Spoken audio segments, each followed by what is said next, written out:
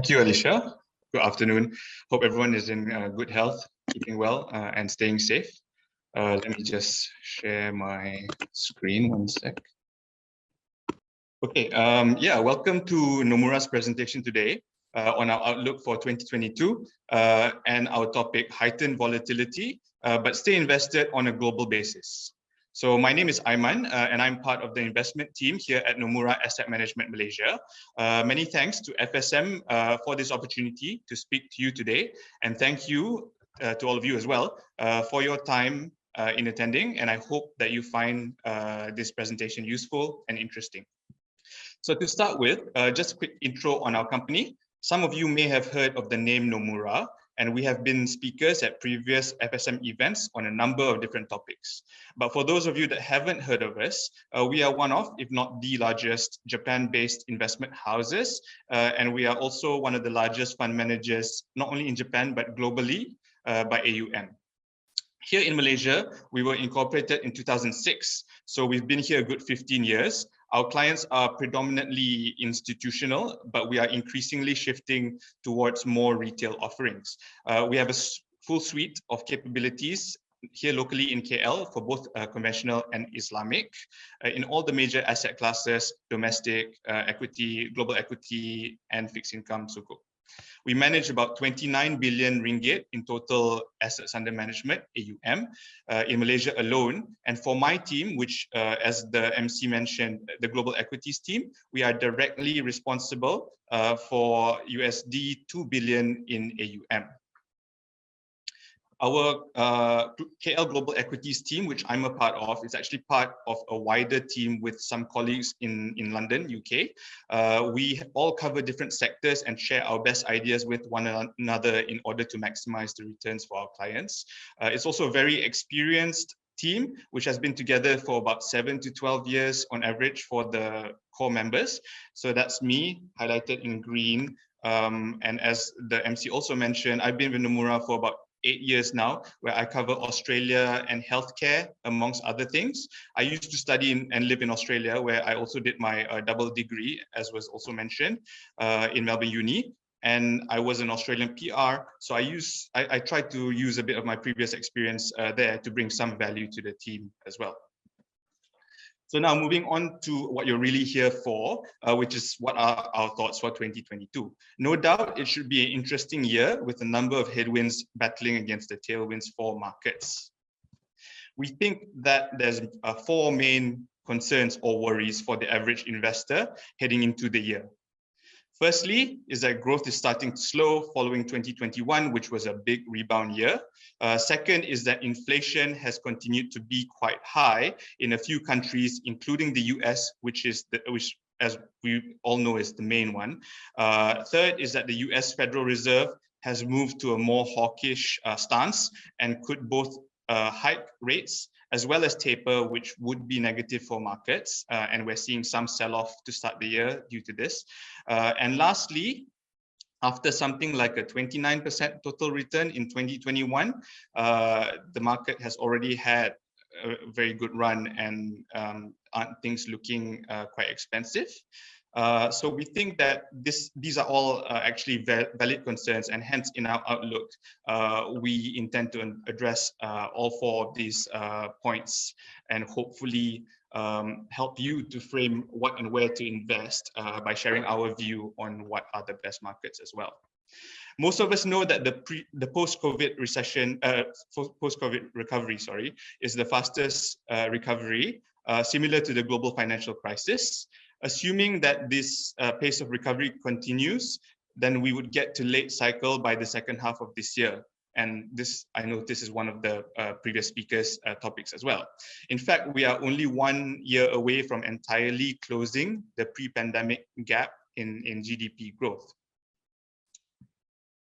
It's true that after a year in which global earnings grew 49% here, we won't see that same number in 2022.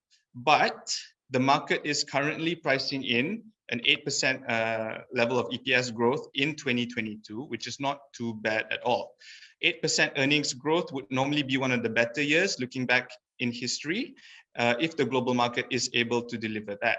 So 2021 was the big recovery year, and the multiple also re-rated accordingly, as you saw this big spike of 49%. However, we still remain at the start of a multi-year recovery, or the second year of the multi-year recovery from the COVID recession, and this should be somewhat supportive. We think that the market multiple now fairly prices the underlying earnings. So if the multiple holds, then we can get earnings being the main driver for performance of the market in 2022, which I guess is the key message that is derived from this slide. On the flip side, earnings expectations have been reset to a lower bar. So if the result season can actually surprise positively and we get to greater than 8% earnings growth for the year, then we might see upside. So a counter argument is that many people actually think that the market is expensive now, right? Well, not necessarily. If we look at a metric called the equity risk premium, this ERP in simple terms is basically the implied return that you need from investing in the stock market instead of something that's risk-free. And the ERP from this chart here actually shows that we are at average levels of expensiveness, which is a 51st percentile, even though by PE, we are somewhat high at the 85th percentile, or the top 15% of expensiveness. A second valuation argument is that now that rates and yields are expected to rise, and the Fed is looking to hike and taper finally, after being very accommodative for so long, would this not be a significant headwind for equities? The answer is not necessarily, because back in 2013, we also saw a period in which the rates were reset upwards, but this did not coincide with an equity market sell-off. Yes, the equity market was cheaper then than it is now, but the rates were also higher then compared to now. So it balances somewhat. Furthermore, normally in a period of rising yields, equity markets will typically outperform bonds and gold, as we show in this bar chart here. So particularly on the light blue bar, which shows the average return since 1950, we see most equity markets on the left with positive returns against bond markets and gold on the right-hand side. Of course, some parts of the equity market will then do better than others, and growth stocks would actually do worse than value, typically. One last point on equities versus bonds is that on a relative basis, we see that dividend yields on equities is showing comparable or better values than bond yields, which should be another factor which supports the supports equities compared to bonds. So that brings us to arguably what is the last big investor worry heading into 2022, which is inflation. With growth slowing and inflation being high, some are actually talking about stagflation, which would be a big negative for markets. However, we still think that the inflation number that's currently being recorded is artificially high. So we think it's being inflated by supply bottlenecks and durable goods. We can see from this chart here, once this is actually stripped out, so this portion here, and the black line moderates, which we think will happen in late 2022, then we should settle at a level which of inflation that is around about 2%. So given the rising rate environment, should investors then stick to value over growth? Well, no, we don't think so. Yes, the rates should rise, but the real rates, real yields should not be too far above 0%.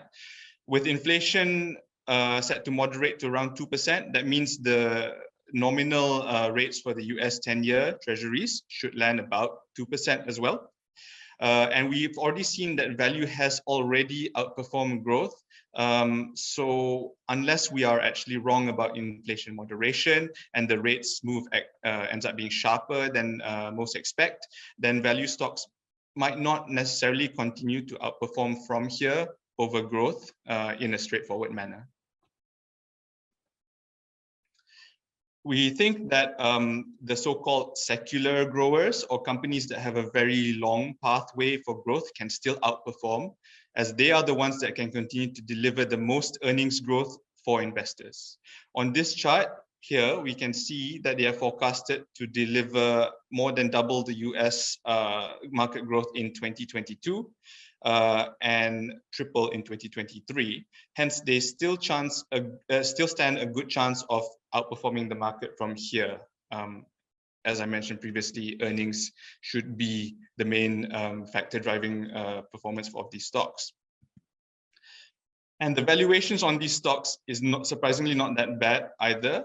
We think that you always have to look at these stocks, particularly in terms of relative and not absolute valuation. So relative to their own market, which is the US, and the risk-free rate, which is this chart on the left here, we see that these stocks are just about the average level of expensiveness. And on the right chart, which shows their relative valuation to themselves, we see that they're about average in expensiveness, or in Facebook's case, well below its historical average. So this leads us to our view, and that we currently prefer developed markets, DM, assets over emerging market, EM. We also think that EM currencies look likely to weaken as rates rise in the US. This usually coincides with an underperformance of EM stocks. So on top of this, EM growth also looks more likely to slow into 2022 more than DM. So DM will continue to delivers superior growth and outperformance in that sense, perhaps. Lastly, a slowdown in China property could have various knock-on effects on other emerging market economies. So this could be a drag that people are not fully taking into account yet. If we were to pick one EM economy, then we actually like China the most. I know I just mentioned that China property being a drag just earlier, but this actually affects other economies more so than China. The China market has already underperformed the rest massively in 2021, which we see on the left chart here, and something like 12% versus the rest of Asia, and 25% underperformance versus the rest of the world. So there is now early evidence that the credit impulse is improving. And secondly, with the government expected to provide easing, we think that China is in a good position to bounce back strong in 2022. In particular, we like the China internet sector. This sector has been hit by increased regulation fears, but we think that the headline actually reads worse than the actual actions taken. We can see here in this table that the increased regulation actually brings the China internet sector to more in line with the best global companies. So it can be argued that it's a good thing in the long run, and we've seen with a lot of these, the FAMG group, that they actually end up coming out the other side stronger. Okay, just to put it all together and summarize everything. Sorry, I threw quite a lot of info at you in a short space of time, and I realize that. In 2022, we think that the story will be driven by four main factors: growth, inflation, valuation, and policy responses. We think that the equity market performance will be supported by the first three factors. Number one, growth will likely remain solid. Still just the second year in a multi-year recovery. Number two, inflation should still come down in the second half of this year. And number three, the valuation of equities is fair and arguably attractive to us if measured by the ERP, equity risk premium. And we like equities as an asset class over bonds, mainly due to the rise in real rates. Within equities, we would be positioning to overweight both bonds and the structural, sorry, not both bonds, overweight both the structural growth names and value cyclicals. We would be overweight DM over EM, but within EM, we think that China should have a good rebound year. And lastly, on the bond side, we prefer Malaysian government securities, MGS, over US Treasuries due to the more attractive yield. Lastly is the X factor that throws all of this out the window, and that is a new mutant strain of the virus, which none of us can actually predict.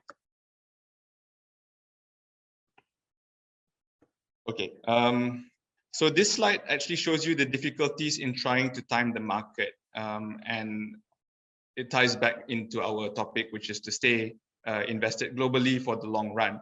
So if you withdrew your investments in the market and you unfortunately missed out on the 10 best days in each decade, then you would probably miss out on about 30% of returns per decade since 1930. So here's 30%, 20-ish, more than 30%, 40%, something like that. But more importantly, the compounding effect of missing all of these best days since 1930 would mean that instead of a 1,715% or 177x return, you would be only earning 28% if you were wrong on market timing. And given that the best days follow on from the worst days very quickly, it's almost impossible to assume that someone can exit before the worst day and re-enter for the best days. Hence, we think that the best thing that an investor can do is to remain invested for the long run. One last point on COVID, which was touched on in the earlier presentation as well, and you may have already, he mentioned it previously as well. So far, Omicron seems to be a low severity but high transmissibility variant. And it seems like this has been as much as an ideal outcome for the market that we can actually hope for, as there's a big disconnection between the number of cases and the number of hospitalizations and deaths. Therefore, globally, the different healthcare systems have not been as overwhelmed by Omicron compared to Delta. Okay, with the remaining time I have left, I'd like to quickly go over some of the funds here we have at Nomura Asset Management and carried by FSM. Right now, the Global Sustainable Equity Fund, GSE, which is the second fund I will showcase, is the only retail fund we have. However, we are currently in the process of trying to convert the other two funds, SGF and GHC, from wholesale into retail, but I have no definitive timeline on that. With that said, the first fund that I would like to briefly showcase is called the Nomura Global Sharia Strategic Growth Fund, or SGF for short. This is a multi-asset fund, so we invest in equities, bonds, and have dynamic FX hedging. The allocation between these asset classes will vary automatically compared to, according to what we think is where your money will be best placed. It's an unconstrained fund, so the allocation can vary from 0 to 100% very quickly. And the only real constraint is that we invest in Sharia compliant equities. But we have noticed that the Sharia criteria actually doesn't exclude anything that we feel is important to own for the conventional investor.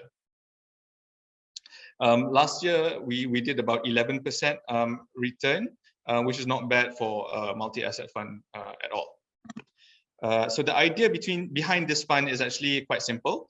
The best performing sector will change every year, as we can see from this colorful table here.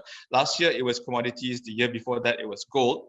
So we think that you need a little bit of everything in your core portfolio in order to give that balance. We want SGF to be the core portfolio, and hence the fee structure is actually the lowest that we can make it. It has a 0% sales charge and 1.2% management fee, which is, I think, is as low as we could actually get it for a multi-asset structure.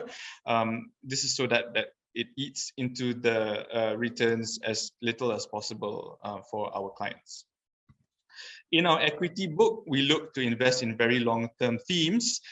Some examples here include ride sharing and athleisure, within consumer, e-commerce and digital advertising in the internet space, and within healthcare, long-term themes like medtech and pharma, and cybersecurity and other themes within software.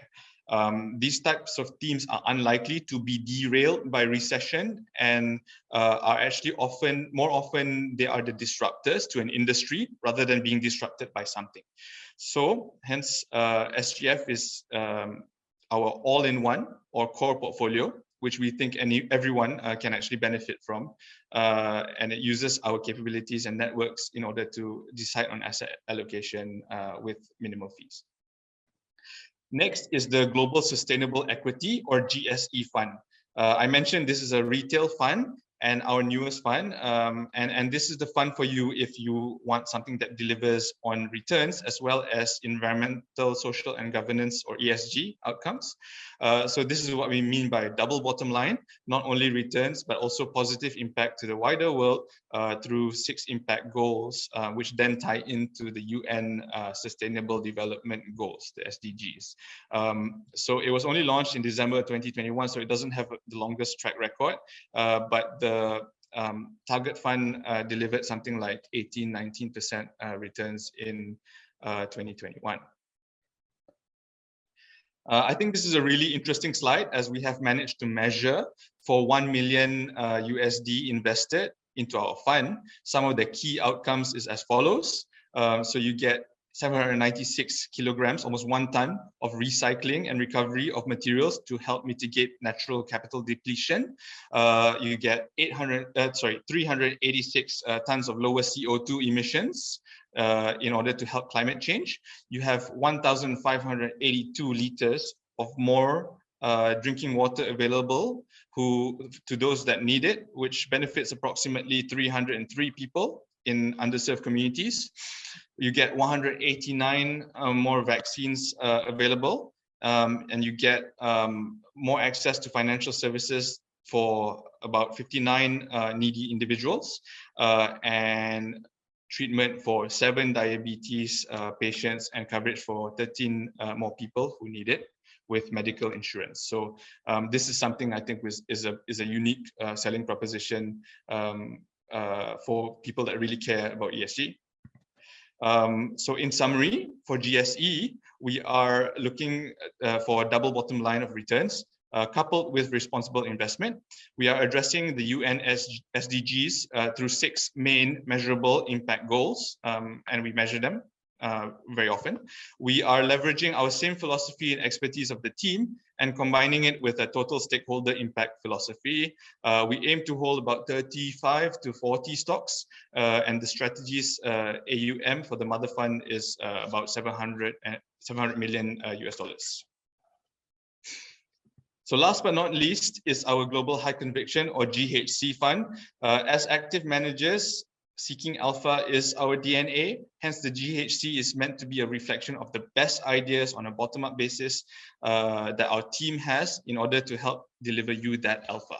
Like GSE, GHC is a pure equity fund. We believe that sticking to our framework with discipline helps to deliver returns to you over the long run. What we look for is quality companies at discount valuations. And we define quality as companies with competitive advantages, a track record of returning cash to shareholders, with strong management and strong reinvestment opportunities. We look to buy these companies when they trade below their value according to our proprietary internal model. And this proprietary internal model uses discounted cash flow analysis as well as other fundamental factors. Why choose quality? Because it really works in the long run, in the long term periods, both before and after the global financial crisis. It has returned more than double or 2.5 times the MSCI world returns, and periods in which quality underperforms have not been very often, and they have reversed quite quickly. In summary, GHC is actually the highest risk fund that we have.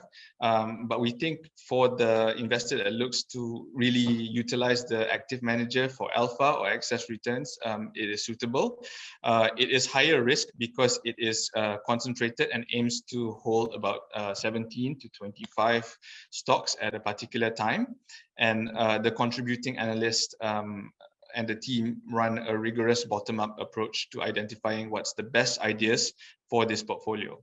There are no limits or constraints to this fund, whether it's DM or EM stocks, nor the sector. Okay, with that, I think I'll leave it there with my presentation. And this is a summary page of the features of the 3 funds that I talked about. So yeah, thank you all for your time once again. And I guess we'll open for questions, if any. Yeah, so sorry about that. Yeah, thank you, Mr. Aiman, for sharing your insightful information. Okay, then moving on, we will go for the Q&A session right now. And the first question here is, sounds like Europe has a very good prospect in 2022. So could we look at a 8% growth for that region in 2022 or beyond? Okay, so I think actually the growth is led by the US in this case. I didn't break it down by region in the chart that I shared earlier, but I think US is the leader in both revenue growth as well as earnings. So for our funds, we think that the best companies and the best business models actually lie in the US more so than Europe. US is probably about 50 to 60% of the holdings, and Europe is more like 20 to 25%.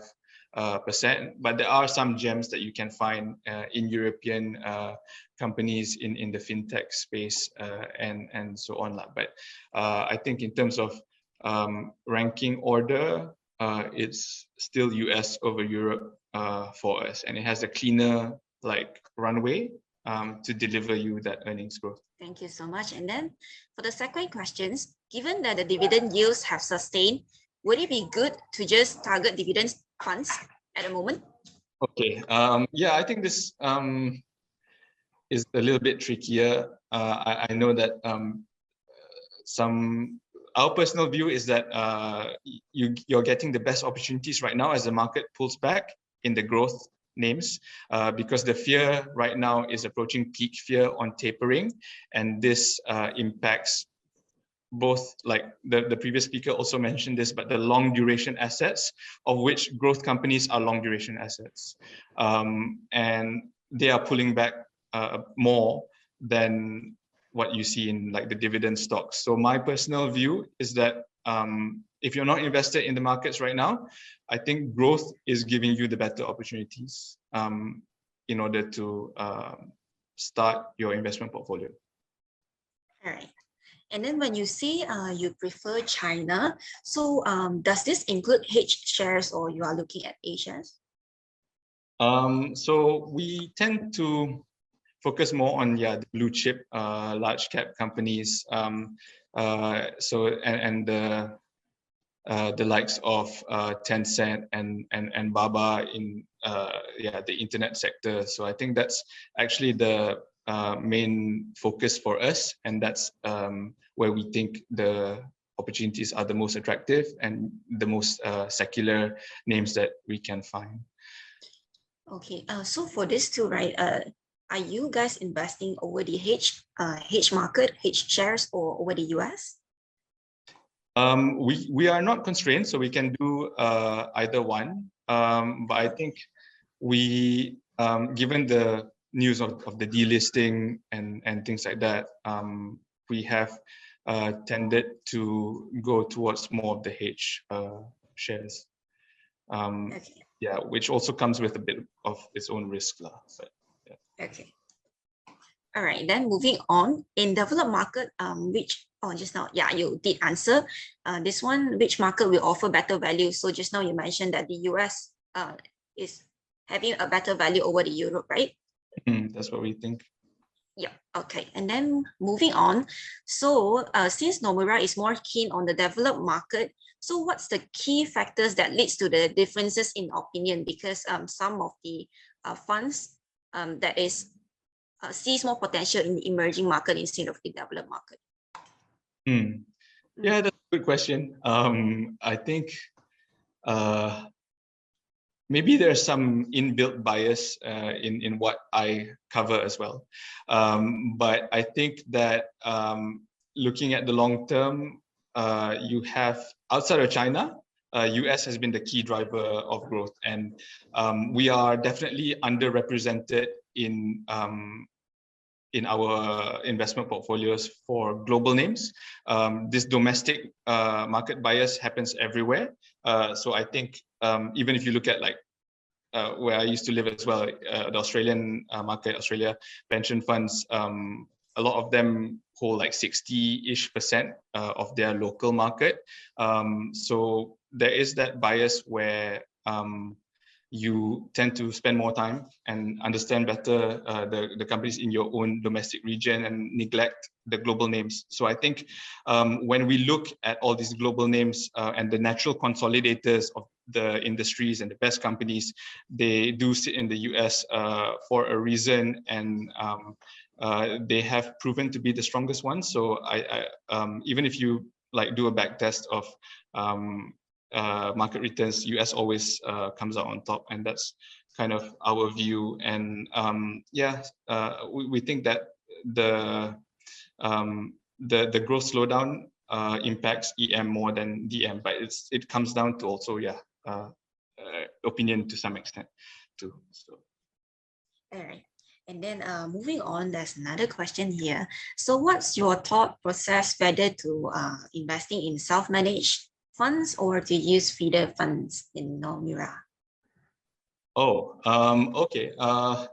So it just so happens, well, actually we manage our own portfolio. So we don't, for the most part, like with SGF here, this is managed from our team managed by our team in KL. We have that capability ourselves. And as I mentioned at the start, we manage 2 billion USD of pension fund money, and we've been doing that since 2006. So we have that track record. We would rather do it ourselves than use a feeder fund approach. It just so happens that the second two strategies were actually started in the UK. So we have a feeder fund structure, but yeah, the problem with that also I recognize is that it ends up being a higher fee structure and impacts the end investors. So yeah, it's definitely better, in my opinion, if you can actually get it manage it yourself rather than use feeder fund structure. Yeah. Okay. So one more last question. Yeah. So we have seen the US market to draw down recently quite a lot. So do you see it's a very good opportunity to get some exposure to it right now? Yeah, that's a good question. It's very topical and very, very relevant. We've been having this debate with the team like every day for the past week. Yeah, I've been getting a few more gray hairs because of it too. We don't think that this is going to be the start of another recession, is the conclusion that we had. So we don't think that the market then sells off like 50 to 70%. And then that's when you really want to bet the house on equities having a rebound, and that's your best opportunity. We think it's more like a 10 or 15% drawdown period right now, when people are trying to digest the fear of the Fed hiking and potentially making a policy error because growth is also slowing. Yeah, we're seeing some early evidence of a little bit of rebound potentially coming next week. But if there is a 10 or 15% drawdown, then we think that that's quite an attractive level to enter into the market, given where it is right now, given what we know right now. All right, that's a very good point for the investors to take note. Yeah. So when the market draws down 10 to 15%, then we do get a little chance to get some exposure, increase our exposure in the US market. All right, thank you so much, Mr. Aiman. Yeah, thank you so much for your insightful sharing. Yeah, thank you so much. Okay. All right, let me see. There's another question coming in. Just one more question, right? Just one more questions on the introduced foreign source income, foreign income tax. The exemption currently is giving to unit trust funds. So what's Nomura's take on the response on this? Oh, regarding the foreign income tax issue. Right. So that doesn't really affect us as much, and I'm not too sure what it actually means for the end investor. I thought that the tax issue was more impacting income funds and dividend funds, because as far as we know, we're not really impacted by our holdings on any tax regimes changes. Right. Yeah, noted on that. Yeah. Yep. All right. Thank you so much. That's all for the questions today. Yeah, thank you for joining us today, Mr. Aiman, and we hope to invite you again next time and see you around.